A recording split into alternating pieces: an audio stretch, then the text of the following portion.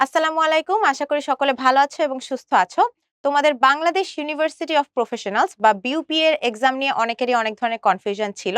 তো আজকে আমরা বিইউপির সার্কুলার যেহেতু দিয়ে দিয়েছে আগেই, তো আজকে আমরা এই সার্কুলার অ্যানালাইসিস করব এবং বিইউপি এর বিভিন্ন এক্সাম সম্পর্কে এবং এলিজিবিলিটি, বিভিন্ন সাবজেক্ট স্পেসিফিক রিকোয়ারমেন্টস এবং কিছু কন্ডিশনস আছে যেটা কিন্তু আমাদের জানা অতি প্রয়োজনীয়। তো চলো আজকে আমরা জেনে নিব। তার আগে এটা জেনে নাও যে বিইউপির কিন্তু আমাদের এখন অনলাইন অ্যাপ্লিকেশন সাবমিশন চলছে, অর্থাৎ ৮ নভেম্বর থেকে শুরু হয়ে ২২ নভেম্বর পর্যন্ত চলবে। তো চলো আমরা দেখে আসি বিউপির সার্কুলারে আসলে কি কি আছে। একদম প্রথমত বিউপি নিয়ে যদি কারো একদম জেনারেল কোনো জানার ইচ্ছা থাকে, অনেকের বিউপি বা বাংলাদেশ ইউনিভার্সিটি অফ প্রফেশনালস আসলে কি ধরনের ইউনিভার্সিটি এগুলো নিয়ে জানার অনেক ধরনের যদি কোয়েরিজ থাকে, তারা কিন্তু বিউপি.edu.bd অর্থাৎ বিউপির যে অফিসিয়াল যে ওয়েবসাইটটা আছে সেখানে গিয়ে একটু দেখে আসতে পারো যে বিউপি আসলে কি ধরনের ইউনিভার্সিটি। তো চলো, এখানে কিন্তু আমাদের বিউপির সার্কুলার দিয়ে দেওয়া হয়েছে এবং একটা জিনিস জেনে রাখি যে বিউপি আমাদের 4 ইয়ার্স অনার্স বা ইঞ্জিনিয়ারিং প্রোগ্রাম এবং ২ বছরের হচ্ছে কিন্তু আমাদের মাস্টার্স প্রোগ্রাম হচ্ছে আমাদের অফার করে। তো প্রথমত কারা আসলে বিউপির এখানে এক্সাম দিতে পারবে, মানে বিউপির জন্য এলিজিবল কারা। তো এই ব্যাপারটা আমাদের মাথায় রাখতে হবে যে বিউপির জন্য কিন্তু আমাদের ২০২৩ এবং ২৪ সালে যারা হচ্ছে এইচএসসি এক্সাম বা এইচএসসি বা সমমানের এক্সাম দিয়েছে তারা কিন্তু এলিজিবল। অর্থাৎ ২০২৪ সালে তো যারা দিয়েছে রেগুলার ব্যাচ তারাও পারবে, কিন্তু ২০২৩ সালে যারা দিয়েছে অর্থাৎ সেকেন্ড টাইমাররা যারা, তারাও কিন্তু আমাদের বিউপিতে অ্যাপ্লাই করতে পারবে। তো এটা আমরা জেনে রাখলাম। এবার অ্যাপ্লাই করার সময় একটা ব্যাপার আবার ইম্পর্টেন্ট, সেটা হচ্ছে এখানে কিন্তু কোনো রেস্ট্রিকশনস নেই।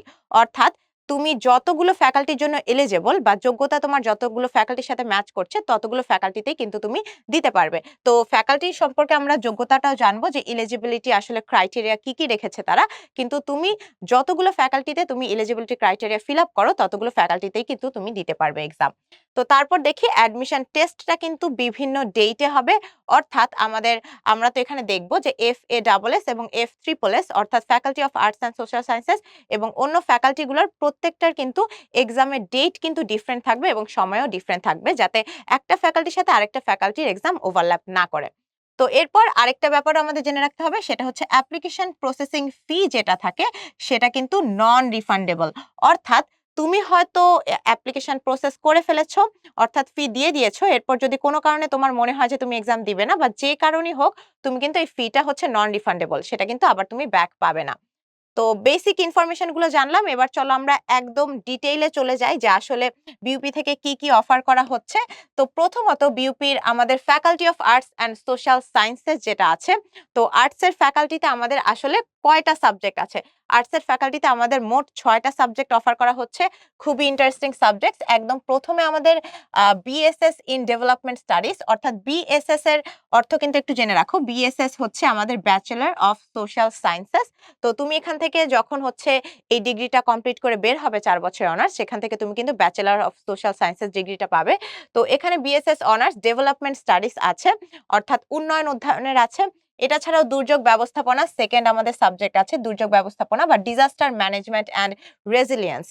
৩ নাম্বার আছে ইকোনমিক্স বা অর্থনীতিও আছে আমাদের, এবং ৪ নাম্বার আছে ইংলিশ, বিএ ইন ইংলিশ। তো এখানে হচ্ছে বিএ ইন ইংলিশ মানে ব্যাচেলর অফ আর্টস এর ডিগ্রিটা তুমি পাবে।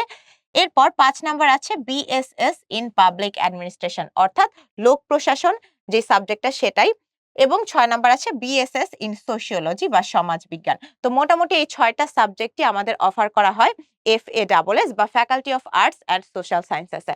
তো এবার আমরা দেখে আসি যে আসলে এখানের এলিজিবিলিটি কি, মানে হচ্ছে এলিজিবিলিটি ক্রাইটেরিয়াটা কি, অর্থাৎ তোমরা কি কি তোমাদের রিকোয়ারমেন্টস আসলে লাগবে এটা একাডেমিক দিক থেকেও এবং হচ্ছে অন্যান্য যারা ও লেভেলস এ লেভেল দিয়েছে তাদের দিক থেকেও কি কি ধরনের ক্রাইটেরিয়া আসলে আমাদেরকে অবশ্যই ফিল আপ করতে হবে যদি আমরা এই ফ্যাকাল্টিতে এক্সাম দিতে চাই।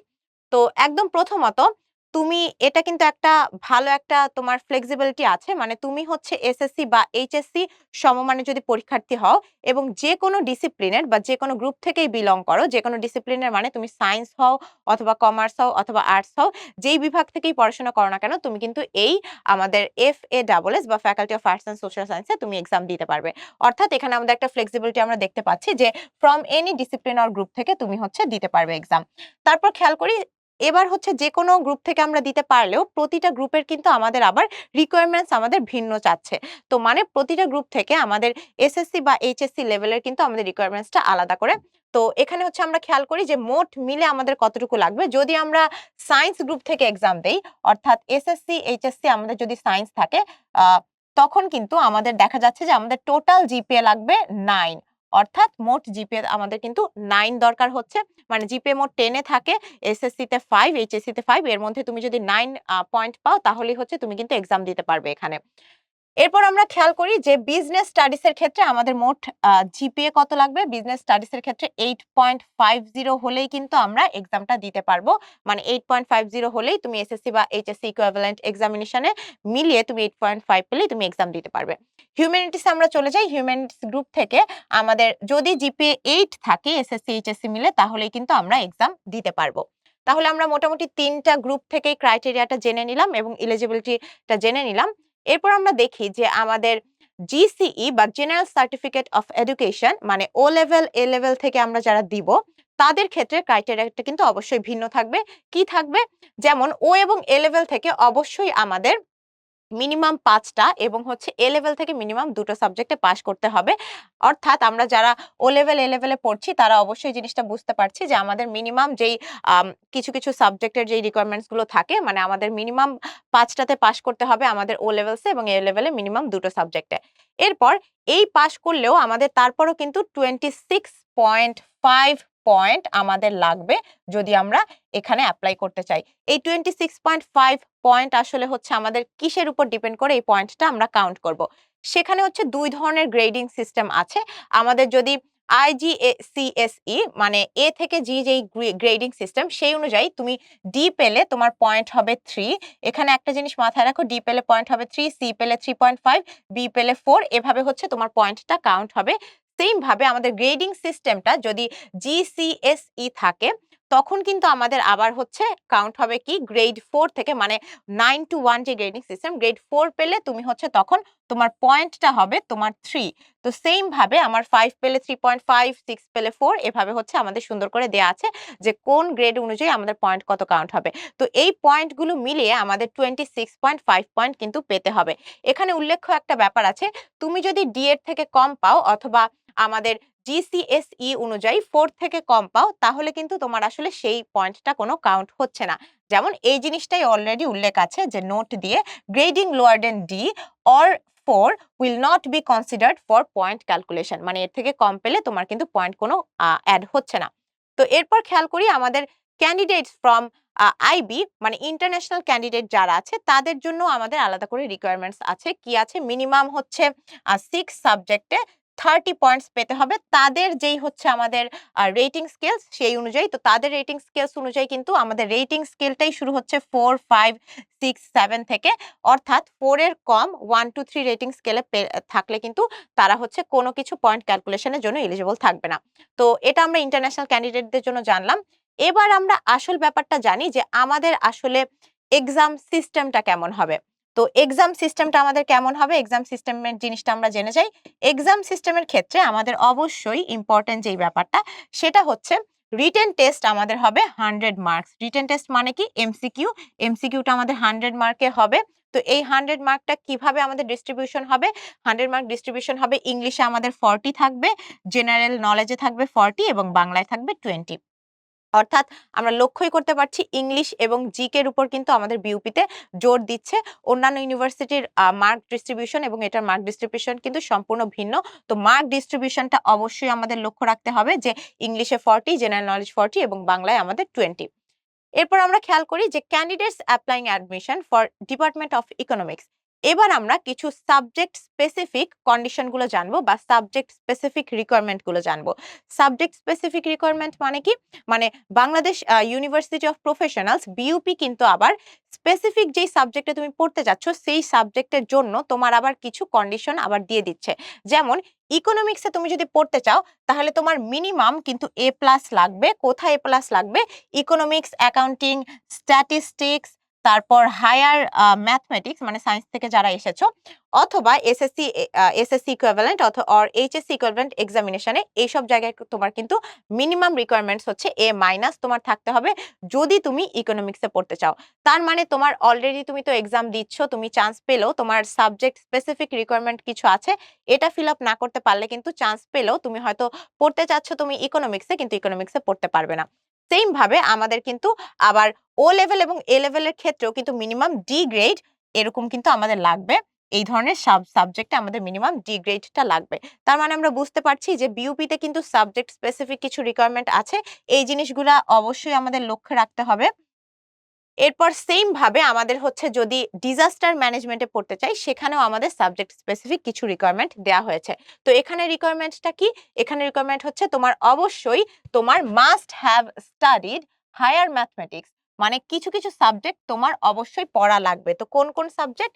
তো যেই সাবজেক্টগুলো তোমার অবশ্যই পড়া লাগবে সেই সাবজেক্টগুলো হচ্ছে তোমার হায়ার ম্যাথমেটিক্স থাকা লাগবে এইচএসসি তে, এবং মিনিমাম এটাতে A- তোমার পেতে হবে। অর্থাৎ ঘুরে ফিরে আবার একই তোমার হচ্ছে ডিজাস্টার ম্যানেজমেন্ট, এটাতে তুমি যদি পড়তে চাও তাহলে তোমার কিন্তু মিনিমাম অবশ্যই তোমার এই সাবজেক্টে পড়তে হবে আগে। এইচএসসি লেভেলে এই সাবজেক্ট তোমার থাকা লাগবে এবং সেখানে তোমার A- থাকা লাগবে। এরপর চলে যাই যে আমাদের যদি হচ্ছে ডিপার্টমেন্ট অফ ইংলিশে পড়তে চাই, সেখানেও কিন্তু আমাদের সাবজেক্ট স্পেসিফিক রিকোয়ারমেন্ট আছে। তো এখানে কি রিকোয়ারমেন্ট আছে? এখানে আমাদের হচ্ছে অবশ্যই A- পেতে হবে। A- কোথায় পেতে হবে? ইংলিশে।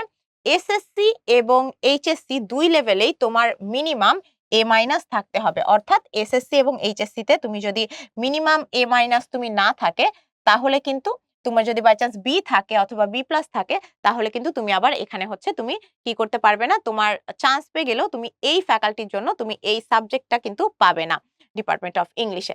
তো এগুলো আমাদের অবশ্যই লক্ষ্য রাখতে হবে। এরপর আমরা চলে যাই আমাদের FASS তো দেখে ফেললাম। এবার আমরা চলে যাই FSSS বা faculty of security and strategic studies. তো এখানে আমরা কিছু খুবই ইন্টারেস্টিং 4টা সাবজেক্ট পেয়ে যাচ্ছি। প্রথমটা হচ্ছে BSS ইন ইন্টারন্যাশনাল রিলেশনস, মানে ব্যাচেলার্স অফ সোশ্যাল সায়েন্সেস। এখানে ইন্টারন্যাশনাল রিলেশন বা আন্তর্জাতিক সম্পর্ক যেটা, সেটা আছে। LLB বা ল আছে আমাদের। এরপর আমাদের আছে হচ্ছে BSS in mass communication and journalism, মানে হচ্ছে আমাদের যে সাংবাদিকতা সেটা। এবং 4 নম্বরে আমাদের আছে BSS in peace conflict and human rights studies, অর্থাৎ শান্তি অ্যান্ড সংঘর্ষ অধ্যয়ন যেটা আছে সেই সাবজেক্টটা। অর্থাৎ আমাদের মোট 4টা সাবজেক্ট আছে এখানে FSSS যে ফ্যাকাল্টি সেখানে। তো এখানে আবার আমাদের হচ্ছে কি কি এলিজিবিলিটি সেটাও আমাদের দেখতে হবে। তো এখানেও কিন্তু ইন্টারেস্টিংলি তোমাদের ক্ষেত্রে একটা ফ্লেক্সিবিলিটি আছে যে তোমরা এসএসসি এবং এইচএসসি তে যারাই সমমানে যারা পাশ করেছো, তারা কিন্তু এখানে অ্যাপ্লাই করতে পারবে। যে কোনো গ্রুপ থেকে বিলং করো, এটা কিন্তু তোমাদের কোনো রেস্ট্রিক্ট করে দেয়নি। অর্থাৎ সেম ভাবে FASS অর্থাৎ faculty of arts and social সায়েন্সের মতো FSSS এও কিন্তু তুমি যদি হিউম্যানিটিস এর থাকো, তুমি যদি বিজনেস স্টাডিজ এর থাকো, অথবা তুমি যদি সায়েন্সের থাকো, তুমি যেই গ্রুপেরই থাকো না কেন তুমি এখানে এক্সাম দিতে পারবে। তারপর চলে যাই যে এখানের আমাদের হচ্ছে স্পেসিফিক ক্রাইটেরিয়াটা কি। এখানেরটা একটু আলাদা। আগে আমরা যেটা দেখেছি আমাদের সব মিলিয়ে আমাদের হয়তো 9 পেলেই আমরা দিতে পারতাম, অথবা 8.5 পেলেই আমরা বসতে পারতাম এক্সামে, অথবা আমরা 8 পেলেই আমরা হচ্ছে কি অ্যাপ্লাই করতে পারতাম। কিন্তু এখানে ব্যাপারটা কিন্তু একটু ডিফারেন্ট। যদিও এখানে বলা হচ্ছে যে তোমার সায়েন্স গ্রুপ থেকে তুমি যদি বিলং করো, তাহলে তুমি টোটাল জিপিএ 9 তোমার থাকতে হবে এসএসসি এবং এইচএসসি মিলিয়ে। কিন্তু এখানে ইন্টারেস্টিং ব্যাপার কি, যে টোটাল জিপিএ 9 থাকতে হলেও তোমার বলেছে যে minimum 4.25 in each of the examination. মানে দেখো, ইন্টারেস্টিং ব্যাপার হচ্ছে তুমি কিন্তু প্রতিটা এসএসসি বা এইচএসসি দুটোতেই তোমার মিনিমাম জিপিএ 4.25 থাকতে হবে। এটা মানে কি, তোমার হচ্ছে দুটোতেই যদি 4.25 থাকে, তাহলে 4.25 প্লাস 4.25 ইকুয়ালস টু আমাদের 8.50 আসে। তবে মিনিমাম তোমার 4.25 দুটোতেই আছে, কিন্তু 8.50 আসলেও তুমি কি এক্সাম দিতে পারবে না। তুমি কিন্তু তখন এক্সাম দিতে পারবে না, তোমার কিন্তু আবার 9 দরকার হবে। তার মানে এখানে কিন্তু আলাদা করে তোমার প্রতিটা এসএসসি এবং এইচএসসির তোমার গ্রেড কিন্তু আলাদা করে তোমার রিকোয়ারমেন্টস আছে। সেকেন্ডলি আমরা হচ্ছে আবার দেখে ফেলি বিজনেস স্টাডিজ গ্রুপের ক্ষেত্রেও সেম ভাবে একটু ট্রিকি করা হয়েছে, যে আমাদের যদিও 8.50 আমাদের লাগবে, তবে আমাদের প্রতিটা এসএসসি এবং এইচএসসি মিলে 4 লাগবে। এখন এসএসসি এবং এইচএসসি কার যদি 4 থাকে তার তো 8 হবে। তার মানে 8 হলেও কিন্তু সে দিতে পারবে না। মিনিমাম আমাদের 4 লাগবে, কিন্তু হচ্ছে আমাদের সব মিলে 8.50 লাগবে। এখানে ইন্টারেস্টিং একটা ব্যাপার যে একজন হয়তো একখানে 5 পেয়েছে, আরেকটাতে হয়তো সে 2.5 পেয়েছে অথবা হচ্ছে 3 পেয়েছে। তাহলেও কিন্তু সে হচ্ছে দিতে পারবে না। কারণ হচ্ছে 2.5 অথবা 3.5 পেয়েছে, এটা মিলে কিন্তু আমাদের 8.5 হয়। তারপর সে দিতে পারবে না। কারণ হচ্ছে তার মিনিমাম কিন্তু আমাদের 4 লাগবে প্রতিটা হচ্ছে আমাদের এক্সামিনেশনে। এসএসসি বা এইচএসসি সমমান এক্সামিনেশনে। তো এই ব্যাপারগুলো আমাদের অবশ্যই লক্ষ্য রাখতে হবে। এরপর আমরা আবার লক্ষ্য করি যে হিউম্যানিটিস গ্রুপ থেকে আমাদের কোন ব্যাপারটা আসছে। হিউম্যানিটিস গ্রুপ বা আর্টস থেকে আমাদের হচ্ছে জিপিএ সর্বমোট লাগছে 8.25 এবং প্রতিটাতে আমাদের আলাদা করে সেম ভাবে জিপিএ লাগছে 4। তো 4 থাকলে দুটোতে এবং সব মিলিয়ে আমাদের 8.25 থাকলেই কিন্তু আমরা হিউম্যানিটিস বিভাগ থেকে এই ফ্যাকাল্টিতে আমরা এক্সাম দিতে পারবো। এরপর আমরা চলে যাই যে আবার আমাদের ও লেভেলস এবং এ লেভেলস এর জন্য জেনারেল সার্টিফিকেট এডুকেশন অনুযায়ী আমাদের ও লেভেল এবং এ লেভেলের ব্যাকগ্রাউন্ডে মিনিমাম আবার 5টা এবং হচ্ছে দুটো সাবজেক্টে পাস করতে হবে এবং মিনিমাম 26.5 পয়েন্ট লাগবে। অনেকটা সেম জিনিসই আমাদের বলেছে FA/SSS এ যেটা ছিল। তো সেই অনুযায়ী আমাদের কি লাগছে, এখানে আবার লক্ষ্য রাখতে হবে যে ডি এর থেকে যদি তুমি কম থাকে অথবা 4 এর থেকে কম 1 to 3 তোমার যদি গ্রেড থাকে তখন তোমার পয়েন্ট ক্যালকুলেশনের জন্য হবে না। তো এটাই আমাদের জেনে রাখতে হবে। তারপর সেইম ভাবে ইন্টারন্যাশনাল স্টুডেন্টসদের জন্য আমাদের মিনিমাম 6 সাবজেক্টে 30 পয়েন্টস করে আমাদের রেটিং সিস্টেমটা অনুযায়ী পয়েন্টসটা মার্ক হবে। রেটিং সিস্টেমটা কি 4, 5, 6, 7 হলে কাউন্ট হবে। 1 to 3 অর্থাৎ 4 এর কম হলে কিন্তু আমাদের কনসিডার করা হবে না পয়েন্ট ক্যালকুলেশনের জন্য।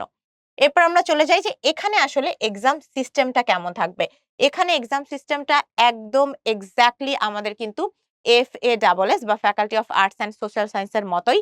এখানেও তোমাদের হচ্ছে এমসিকিউর জন্য 100 মার্কস এর আমাদের একটা এক্সাম হবে, রিটেন টেস্ট এমসিকিউ নিয়ে। এবং সেখানে আমাদের ইংলিশে থাকছে 40, জেনারেল নলেজে থাকছে 40 এবং বাংলায় থাকছে 20, একদম সেম স্ট্রাকচার অনুযায়ী। তো এটা ছিল আমাদের FSSS এর। এবার আমরা একদম জেনারেল কিছু জিনিস জেনে যাই, যেগুলো কিন্তু অবশ্যই খুবই ইম্পর্টেন্ট। ডিটেইলড আমাদের যেই টাইম প্ল্যান সেটা আমরা জেনে আসি এক্সামিনেশনের জন্য বা অ্যাডমিশন টেস্টের জন্য। তো প্রথমত আমাদের অ্যাডমিশন টেস্টের বলাই হচ্ছে অনলাইন অ্যাপ্লিকেশন সাবমিশন, যেটা আমি অলরেডি বলে ফেলেছি যে 8 নভেম্বর থেকে আমাদের হচ্ছে 22 নভেম্বর পর্যন্ত চলবে। এবং এখানে একটা ব্যাপার যে আমাদের বিউপির যেই অফিসিয়াল ওয়েবসাইট, এটা তোমরা কেউ মার্ক করে রাখতে পারো, বিউপির অফিসিয়াল ওয়েবসাইট। এখানে শুধুমাত্র এইটার ইনফরমেশনই না, যে কোনো ধরনের ইনফরমেশন তুমি কিন্তু বিউপির অফিসিয়াল ওয়েবসাইট থেকে পেয়ে যাবে। যদি আলাদা কোনো কিছু সম্পর্কে জানার ইচ্ছা থাকে, অনেকে বিউপি সম্পর্কে নাও জানতে পারো যে এই ইউনিভার্সিটিটা আসলে কেমন, আমি হালকা পাতলা এটার একটু অ্যাক্টিভিটিস সম্পর্কে জেনে আসি, সেটাও কিন্তু তোমরা অফিসিয়াল ওয়েবসাইট থেকে জানতে পারবে। তো অফিসিয়াল ওয়েবসাইটে আমাদের এই অনলাইন অ্যাপ্লিকেশন সাবমিশন কিন্তু হবে, যে অ্যাডমিশন লিংকের থ্রুতে, এবং লিংকটা আমাদের পাওয়া যাবে অফিসিয়াল ওয়েবসাইটে। সেকেন্ডলি আমাদের যেই লিস্ট অফ এলিজিবল ক্যান্ডিডেটস, মানে রিটেন টেস্টে আসলে যারা বসতে পারবে তাদের আলাদা একটা লিস্ট পাবলিশ করা হবে। মানে তুমি অ্যাপ্লাই করার পর আলাদা একটা লিস্ট পাবলিশ করা হবে যে যারা অ্যাকচুয়ালি আমার অ্যাডমিশন টেস্টে বসতে পারবে। তো সেইটা পাবলিশ কবে করা হবে? 27 নভেম্বর। আজকে 17 নভেম্বর, মানে হচ্ছে মোটামুটি আমাদের কিন্তু সামনে 27 নভেম্বরে আমাদের হচ্ছে পাবলিশ করা হবে। তো এটা হচ্ছে কোথায় পাবলিশ করা হবে? সেম ভাবে বিউপির আমাদের অফিসিয়াল যে ওয়েবসাইট আছে সেখানে পাবলিশ করা হবে। অ্যাডমিট কার্ডটা তোমরা হচ্ছে কিন্তু ডাউনলোড করে নিতে পারবে কোথা থেকে? তোমার স্পেসিফিক ইন্ডিভিজুয়াল অ্যাপ্লিকেশনের কিন্তু তোমার হচ্ছে আলাদা করে অ্যাডমিট কার্ডটা ডাউনলোড করে নিতে পারবে। সেটা তোমার শুরু হবে 5 ডিসেম্বর থেকে। অর্থাৎ অ্যাডমিট কার্ডটা তোমার আসবেই, তোমার হচ্ছে লিংকে আসবেই তোমার 5 ডিসেম্বর থেকে। তো তখন থেকে তুমি ডাউনলোড করা শুরু করতে পারবে। এবং এখানে একটা ব্যাপার বলা হয়েছে, সেই জিনিসটা অবশ্যই মাথায় রাখবে যে applications are advised to download the um, applicants are advised to download the admit card as soon as possible to avoid technical complication। এই জিনিসটা মাথায় রাখবে, কারণ যখনই অ্যাডমিট কার্ড তোমার চলে আসবে তখন চেষ্টা করবে যে 1-2 দিনের মধ্যেই তুমি ডাউনলোড করে ফেলো। কারণ অনেক ক্ষেত্রে হয় যে হয়তো আচ্ছা ঠিক আছে, আমার হয়তো ডেট আছে অনেকদিন পর্যন্ত, আমি এক্সামের 1-2 দিন আগ পর্যন্ত ওই টাইম পর্যন্ত আমি অ্যাডমিট কার্ড ডাউনলোড করব। কিন্তু লাস্ট মোমেন্টে গিয়ে দেখবে কোনো টেকনিক্যাল কমপ্লিকেশন এর জন্য যদি তুমি বাই চান্স কিছু করতে না পারো, তখন অথরিটিও কিন্তু সেখানে আসলে কিছু করার থাকবে না। কারণ টেকনিক্যাল যেকোনো ধরনের কমপ্লিকেশন হতেই পারে। তাই চেষ্টা করবে যে আমাদের যখনই হচ্ছে চলে আসবে 5 ডিসেম্বর, যখনই আমাদের অ্যাডমিট কার্ডটা চলে আসবে অ্যাপ্লাই করার পর, তখনই যাতে আমরা 1-2 দিনের মধ্যেই জিনিসটা ডাউনলোডটা কমপ্লিট করে ফেলি। তাহলে জিনিসটা আমরা সেফ জোনে থাকবো। এরপর merit list of selected candidates কবে পাবলিশ করা হবে, তার মানে তুমি চান্স পেয়ে গেলে এই সিলেক্টেড ক্যান্ডিডেটদের লিস্টটা আমাদের পাবলিশ করা হবে 18 ডিসেম্বরে। অর্থাৎ আমরা এখনই দেখবো যে আমরা এক্সাম কোন কোন দিনে হবে, এবং এই যে এক্সাম দেওয়ার পর যারা সিলেক্টেড হবে তাদের লিস্টটা আমরা 18 ডিসেম্বরে পেয়ে যাব। তো এটা হচ্ছে কোথায় পাবলিশ করা হবে, সেম ভাবে বিউপির আমাদের অফিসিয়াল ওয়েবসাইটে। তো চলো আমরা রিটেন টেস্টের ডেটটা একটু দেখে আসি যে রিটেন টেস্ট কবে কবে হচ্ছে। আমরা প্রথমে যেটা বলেছি faculty of arts and social science, এটা আমাদের হচ্ছে 13 ডিসেম্বর শুক্রবারে হচ্ছে, এবং 10টা থেকে শুরু হয়ে 11টা পর্যন্ত আমাদের এক্সামটা চলবে। তো অবশ্যই সবাই সময় মতো এক্সাম হলে যাবে, এবং বিউপি যেহেতু অনেক ক্ষেত্রেই কিন্তু বাংলাদেশ ইউনিভার্সিটি অফ প্রফেশনালস অনেক ডিসিপ্লিন ফলো করে, তো অবশ্যই আমাদের এক্সামে কিন্তু লেট করা যাবে না, সময় মতো যেতে হবে এবং বিভিন্ন ডিসিপ্লিন কিন্তু আমাদের ফলো করে রাখতে হবে। তো এরপর আমরা দেখি যে আমরা এরপরে যেটা আছে faculty of security and strategic studies, এটাও আমাদের 13ই ডিসেম্বর হবে। 13 ডিসেম্বর কবে কয়টা থেকে, 3টা থেকে 4টা পর্যন্ত। তার মানে প্রথমেই বলা হয়েছে যে আমাদের কিন্তু টাইম ওভারল্যাপ করবে না। তো তোমরা দেখতেই পাচ্ছ কোনোটারই কিন্তু টাইম ওভারল্যাপ করা হয়নি। এই দুইটোর আমাদের কিন্তু এক্সাম একই দিনে হচ্ছে। তার মানে একই দিনে গিয়ে কিন্তু আমরা এই দুটোর ফ্যাকাল্টিতেই কিন্তু আমরা এক্সাম দিয়ে আসতে পারবো। সায়েন্স অ্যান্ড টেকনোলজি এবং বিজনেস স্টাডিজ এর এক্সামের ডেটও আমাদের দেয়া আছে। এখানে একটা জিনিস মাথায় রাখবে যে অ্যাডমিশন টেস্ট যেটা হবে সেটা কিন্তু শুধুমাত্র ঢাকা সিটিতেই আমাদের হবে, অর্থাৎ এখানেই হবে। এবং শিডিউল অফ আদার ইভেন্টস, মানে সামনে যেই অন্যান্য ইভেন্ট গুলো থাকবে আমাদের ভর্তি প্রসিডিউর এবং যেগুলো হবে অ্যাডমিশনের পরের, ওগুলো পরে আবার আমাদেরকে সার্কুলেট করে দেওয়া হবে, সার্কুলার দিয়ে দেওয়া হবে। এবার হচ্ছে কিভাবে অ্যাপ্লাই করব, আমরা একটু বেসিক কিছু জিনিস জেনে আসি। একদম প্রথম কথা হচ্ছে প্রতিটা ফ্যাকাল্টির জন্য এই জিনিসটা অবশ্যই মাথায় রাখবে, প্রতিটা ফ্যাকাল্টির জন্য কিন্তু অ্যাডমিশন ফি আলাদা। প্রতিটা ফ্যাকাল্টির জন্য আছে হচ্ছে আমাদের 1100 টাকা, 1100 অনলি। কিন্তু এটা ইচ ফ্যাকাল্টির জন্য। তুমি যদি 2টা ফ্যাকাল্টিতে তুমি হচ্ছে অ্যাপ্লাই করো, তোমার এটা হচ্ছে ডাবল হয়ে যাবে। তো এইভাবে কিন্তু তোমাদের প্রতি ফ্যাকাল্টির জন্য পার ফ্যাকাল্টি তোমার 1100 টাকা করে তোমার হচ্ছে দিতে হবে, যেটা নন রিফান্ডেবল, যেটা প্রথমেই বলা হয়েছে। তারপর এটা কিন্তু আবার তোমার এই ফিটা তুমি কিভাবে দিবে, তোমার মোবাইল ব্যাংকিং আছে, তোমার ইন্টারনেট ব্যাংকিং সিস্টেম আছে, অনলাইন প্রেফার্ড কার্ড অথবা মোবাইল, এইভাবে হচ্ছে তুমি কিন্তু দিতে পারবে। তো এখানে কিন্তু ইন্টারনেট ব্যাংকিং এর সিস্টেমটাও ওপেন রাখা হয়েছে, যেটা খুবই কিন্তু অনেকের ক্ষেত্রেই হচ্ছে অনেক হচ্ছে একটা বেনিফিট দিবে।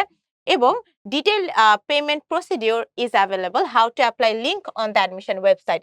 তো এইখানে একটা জিনিস একটু মাথায় রাখবে যে তোমাদের অনেকের ক্ষেত্রে কারো যদি কনফিউশন থাকে যে আমি বুঝতে পারছি এভাবে অ্যাপ্লাই করব, কিন্তু তারপরও অনেকে টেকনিক্যাল ব্যাপার সম্পর্কে আমরা খুব একটা জানি না, এরকম যদি কারো মনে হয়, তারা একদম গিয়ে কিন্তু ভিডিওটাও দেখে আসতে পারো, যে ওদের এখানে কিন্তু একদম অ্যাপ্লিকেশন প্রসিডিওর কিভাবে করা হবে একদম ভিডিও আকারে দেয়া আছে। তার মানে এই ভিডিওটা আমি সবাইকে সাজেস্ট করব যে একবার দেখে তারপর করব, তাহলে আমাদের কোনো ধরনের কনফিউশন বা সমস্যা হবে না।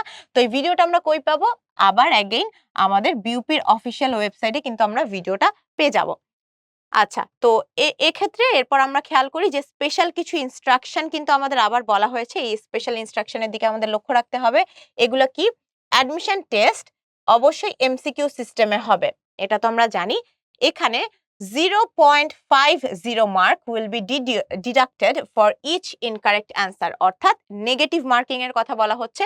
তুমি যদি ভুল একটা অ্যান্সার করো, তখন কিন্তু আমাদের নেগেটিভ মার্কিং কত থাকবে? নেগেটিভ মার্কিং আমাদের থাকবে 0.50, ঠিক আছে?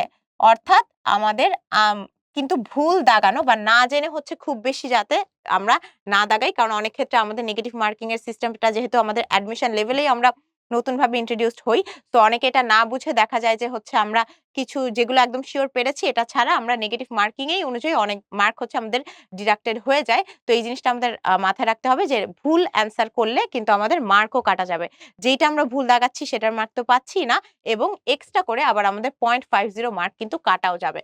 এরপর ক্যালকুলেটর কিন্তু আমাদের অ্যালাউড না। Calculators are not allowed except for the exam of faculty of science and technology, মানে সায়েন্সের যে ফ্যাকাল্টি, তো এটা ভার্সিটি ক্ষয়ের জন্য আমরা যেই দুটো বললাম, এটা ছাড়া সায়েন্সের ফ্যাকাল্টিতেই শুধুমাত্র ক্যালকুলেটর নেওয়া যাবে। এটা ছাড়া কিন্তু আমাদের আর্টসের ফ্যাকাল্টিগুলোতে আমাদের ক্যালকুলেটর নেওয়া যাবে না, কারণ ক্যালকুলেটর আসলে কোনো দরকার নেই।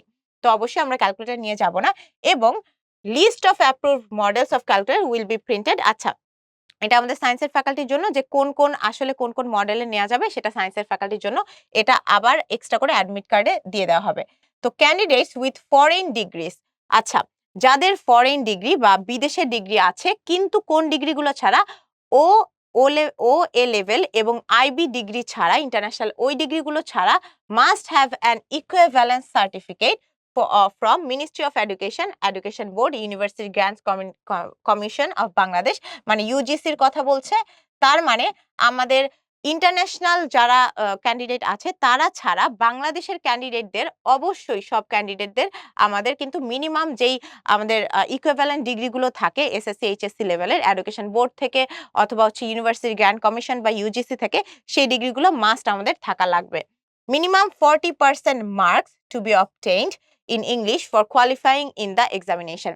এক্সামিনেশনে তোমার কোয়ালিফাই করার জন্য মিনিমাম ইংলিশে হচ্ছে 40% মার্ক তোমার থাকা লাগবে। Candidate eligible for quota should submit all supporting documents. আচ্ছা, এখানে আরেকটা ব্যাপার, যাদের কোটা আছে মিলিটারি কোটা বা ডিফেন্সের কোটা যাদের আছে, এখানে কিন্তু কোটাটার ব্যবহার আছে। সো কোটা যাদের আছে তারা কিন্তু এটা হচ্ছে আলাদা করে আমাদের বিভিন্ন ধরনের ডকুমেন্টস এবং যেই আমাদের যেই গুলো দেখাতে হবে এভিডেন্স, ওগুলো হচ্ছে আমাদের অ্যাডমিশনের সময় কিন্তু নিয়ে আসতে হবে। তো একদম কপিগুলো ভালো করে, এগুলোর এক্সট্রা করে ডিটেইলে আরো বলা হবে যে কপিগুলো ভালো করে কিন্তু সবার যেই যেই ধরনেরই ডকুমেন্ট লাগবে সেগুলো নিয়ে আসতে হবে ফিজিক্যালি।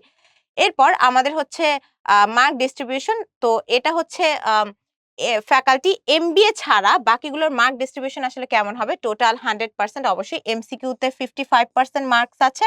এসএসসি বা এইচএসসি ইকুইভ্যালেন্ট রেজাল্ট মার্কসের বেসিসে, অর্থাৎ তোমার যে মোট মার্ক যেটা থাকবে গ্রেড পয়েন্ট না, মার্ক অনুযায়ী 25% তোমার হচ্ছে এইচএসসি থেকে এবং 20% তোমার হচ্ছে এসএসসি থেকে। তো এইটা কিন্তু অবশ্যই এটা হচ্ছে খেয়াল রাখবে, এটা হচ্ছে মার্কস থেকে, এটা কিন্তু আমাদের কোনো গ্রেড পয়েন্ট থেকে না, বা আমাদের হচ্ছে আমরা যে জিপিএ থেকে সেখান থেকে কিন্তু না, মোট মার্কস অনুযায়ী আমাদের 25% এইচএসসি এবং 20% এসএসসি। তো এই ছিল, এবং এখানে হচ্ছে আমাদের 2 বছরের এমবিএ প্রোগ্রামের কথা বলা আছে। সেখানে হচ্ছে আমাদের হয়তো এখন দরকার হবে না এমবিএ প্রোগ্রাম বা মাস্টার্স প্রোগ্রাম। তবে যেই জিনিসটা আমাদের এক্সট্রা করে জানতে হবে এখান থেকে কিছু ব্যাপার, সেটা হচ্ছে যেকোনো ধরনের, এইটা কিন্তু আবার সবার জন্য অ্যাপ্লিকেবল, যেকোনো ধরনের অ্যাডমিশন যদি হচ্ছে হলো আমাদের ইনকমপ্লিট থাকে, বা তুমি যদি ইনকমপ্লিট অ্যাপ্লিকেশন সাধারণত করো, এটা সাধারণত বিউপি বা যেকোনো ইউনিভার্সিটি তোমাকে ইনকমপ্লিট অ্যাপ্লিকেশন গুলো হচ্ছে তোমাকে কনসিডার করবে না। তো বিউপির অথরিটির সব ধরনের রাইট আছে যে এই ধরনের ক্যান্ডিডেটের কিন্তু অ্যাডমিশন ক্যান্সেল করার, অ্যাডমিশন বা অ্যাপ্লিকেশনটা ক্যান্সেল করে দেওয়ার, তুমি যদি ইনকমপ্লিট অ্যাপ্লিকেশন দাও। এটা ছাড়াও ইউনিভার্সিটি অথরিটির যে কোনো ধরনের রাইট আছে যে কোনো সময় তোমার এই যে ক্যান্সেল, মডিফাই বা চেঞ্জ করার, এই যে আমাদের সার্কুলারে যে দেয়া হচ্ছে, যে কোনো ইউনিভার্সিটির ক্ষেত্রে এটা সেম। যে কোনো ইউনিভার্সিটি কিন্তু যে কোনো সময় তাদের সার্কুলারে যে কোনো ধরনের চেঞ্জ আনতে পারে।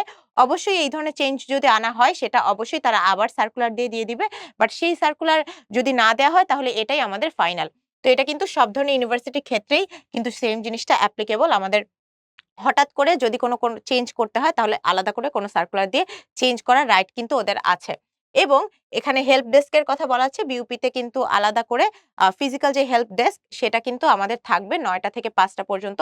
তো এখানে কিছু আমাদের নাম্বারও দেওয়া আছে, এই নাম্বারে কল করলে আমরা সাধারণত বিভিন্ন ধরনের হেল্প ডেস্ক থেকে ইনফরমেশন গুলো পাবো। তো এইটুকুই ছিল আমাদের বিউপির আমাদের আজকের সার্কুলার অ্যানালাইসিস। অনেক কিছু আমরা জানলাম। এখানে স্পেশাল কিছু জিনিস মাথায় রাখতে হবে যে বিউপিতে কিন্তু অবশ্যই এলিজিবিলিটি ক্রাইটেরিয়া গুলা একটু ভিন্ন ধরনের, এবং প্রতিটা সাবজেক্ট স্পেসিফিক রিকোয়ারমেন্টস গুলাও কিন্তু ভিন্ন, যেগুলো আমাদের অবশ্যই মাথায় রাখতে হবে। এবং লাস্টে কিছু স্পেশাল ইনস্ট্রাকশন ছিল, সেই ব্যাপারগুলো আমাদের মাথায় রাখতে হবে।